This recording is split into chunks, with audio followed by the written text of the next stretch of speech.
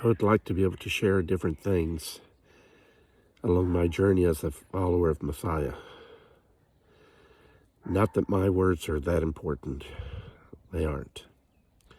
And for that matter, most men's words are not important either.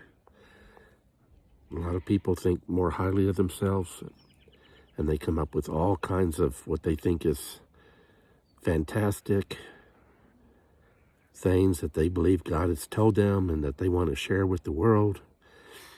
Many times these things are just the foolishness of men, just trying to be important in his own eyes or in others. We live in a day when idol worship is very rampant. And if you've grown up in America, you know what I mean. We idolize movie stars, we idolize singers, we idolize models, we idolize anyone that we think is someone that we want to worship or we would like to be with or be like. And that creates a spirit and an atmosphere that is ungodly, in my opinion. I know that many people will take offense to this, and they'll think, just like in the days of the prophets of old, we want you to say good things, things that make us happy. We want you to tell us how God loves us so much, and he wants to do so much for us, and he's so pleased with us. Well, how about if you wait for the day of judgment, when you stand before his throne, and let him then decide whether you did or you didn't do what he wanted. But for the meantime, what are the two most important things that we should be doing in this world? Is it how much we fast?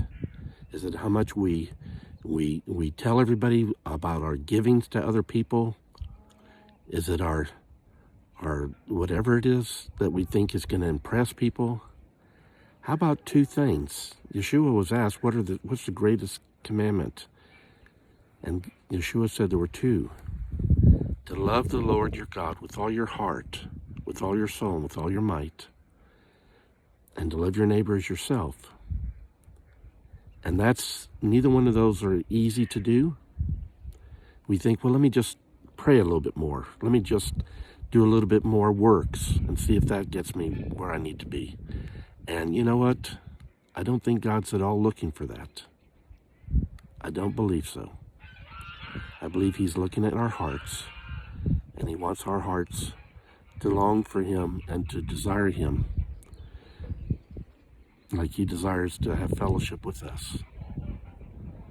So I just want to encourage whoever has ears to hear, instead of getting caught up in all the wild and fancy dreams and thoughts and great things that this person's doing because they're so fantastic and God can't make a move without revealing everything to them. I just pray that you will desire to just love him. Just love him like you would your spouse or your child or your parent. Just love him and just want to be with him. A friend of mine once wrote a beautiful, beautiful song, and I'll just quote the words to it. And if this is in your heart, then I believe this is what he's after. This is only my opinion. The song goes like this.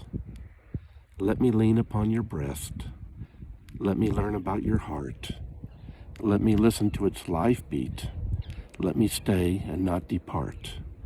Sitting, waiting at your feet, ears adjusted to your voice, with your will and mind important, and your pleasure my choice. That should be our heart cry to God of a child who loves his parent or his brother or his God.